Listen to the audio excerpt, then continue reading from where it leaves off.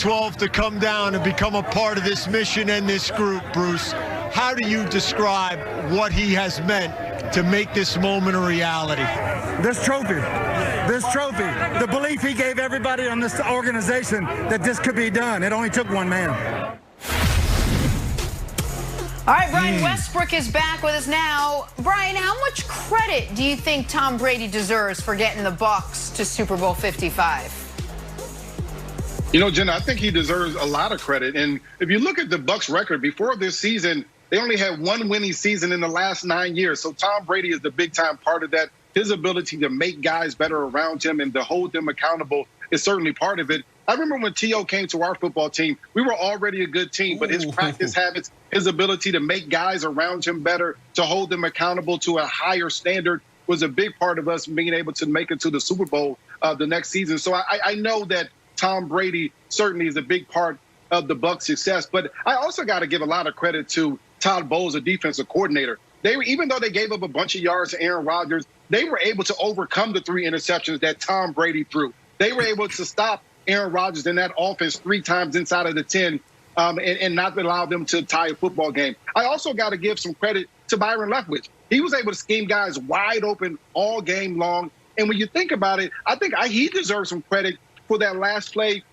before the first half ended. He was able to throw the ball deep in a situation where a lot of coordinators would have said, hey, let's just find a way to get a first down and get some yards to be able to kick the field goal. He said, no, we're going to be aggressive and go for a deep pass. So, of course, Tom Brady deserves a lot of the credit, but I still give credit to Todd Bowles, the coordinator, as well as Byron Leftwich, the offensive coordinator, for some of the success that the Tampa Bay Bucs have had.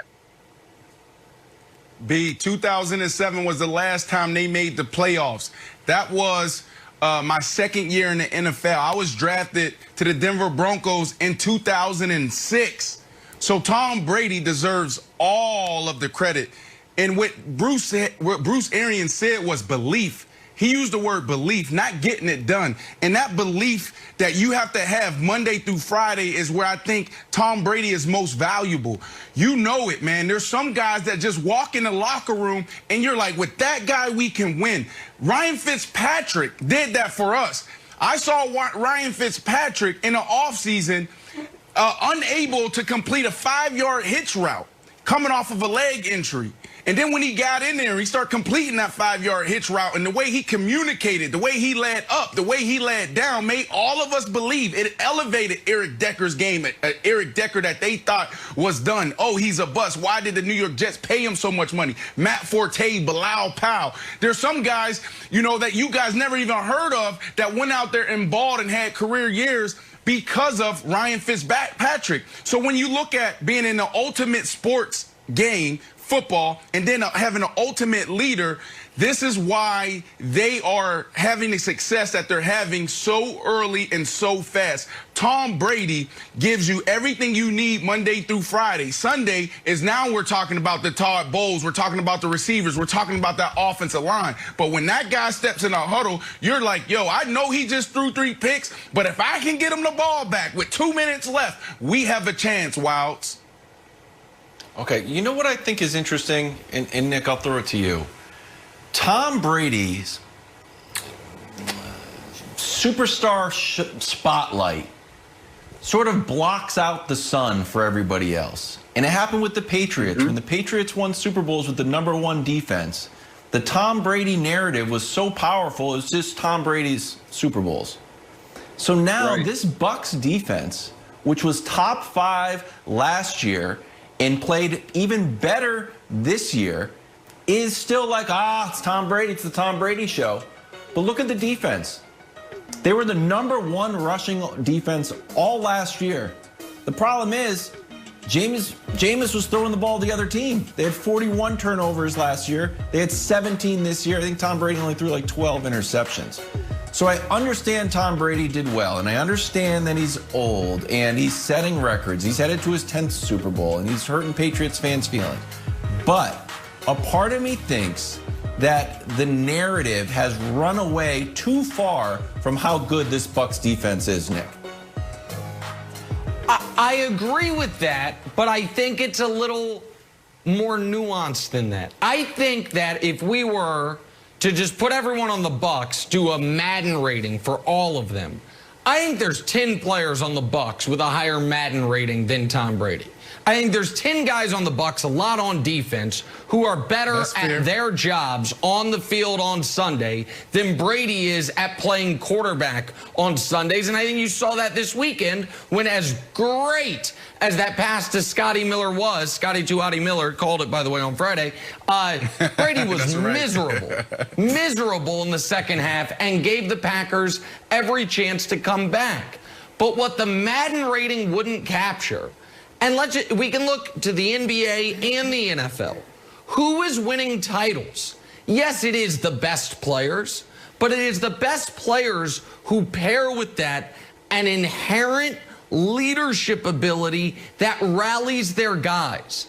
I don't know if in 2016 Steph Curry was better than Kevin Durant, but he without a question was a better leader than Kevin Durant. And that's why the Warriors were able to come back from 3-1 down on his Oklahoma City Thunder. In 2019, pardon me, when Durant went down against Houston, Houston was better at that point than Golden State. Houston had the game in their building to force a Game 7. Steph had 0 points in the first half. But Steph had a better sense of the moment and kept the faith of his teammates far better than Harden did, getting his team to the finals. The finals I believe they would have won if they weren't then decimated by injury. LeBron throughout his career. Brady, and I'll go to Mahomes last year. Mahomes is the most talented guy. But Rodgers is amazingly talented as well.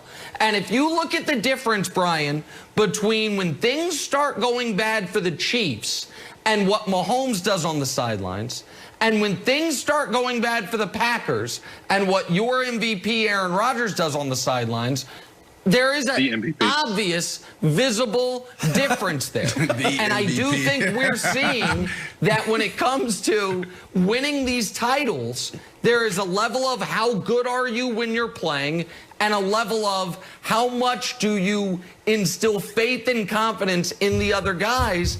And Brady, by being Tom Brady, seems to still do that. I mean, Brian, LeBron said yesterday he was inspired by Brady, plays in a different sport than him. So, like, I do think I have to be able to give Tom Brady credit for that because I do think it's real. You know, Nick, I think you hit the nail right on the head. And I was listening to Tommy Harris, the old defensive tackle for the Chicago Bears. Yeah, and he mentioned in one of his speeches the Tommy, he said the Tom Brady effect. And that effect is actually simple. It's anytime he touches the ball, whatever team he's on, you feel like you're going to win. You feel like he's going to be able to pull the game out. Whatever the odds are, whether you're down by 10, whether you're down by 18, if Tom Brady is on that field, you're going to be able to have that feeling that you're going to win that football game. That's the effect that Tom Brady has, and that's what he brings to the practice field as well as the game field every Sunday. That's why he's been so impressive over the last 21 years. Listen, I had the ultimate team, a leader experience in Chicago. First part of my career, I wasn't the greatest teammate and I didn't understand leadership, but I had this big platform and this big responsibility. And when I was transitioning from Chicago to the New York Jets, I really leaned into leadership. I had my two younger sisters. One plays at Rutgers right around the corner now, Destiny Marshall. She plays the 2 guard right there at Rutgers. And I had my other sister who played basketball, Malaya Marshall. So we go into East Bank Club and I'm playing against an NBA agent and his team, grown men. These young ladies, my sisters, were in high school at the time, a freshman and a sophomore. And I said, you know what, I'm going to play point guard. And the only thing I'm going to do is communicate, get them in the right spots in defense, and then I'm also just going to encourage them to shoot. We ran everybody out the gym, and I walked away blown away just thinking about how my sister would miss a shot, and I'm like, keep shooting, keep shooting. She'll come back and hit another one. The communication on defense, and it told me that talent only takes you so far. Leadership is everything when it comes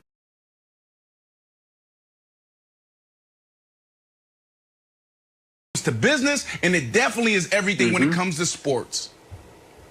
I love that story. Brain is like, I'm going to tell you a story about how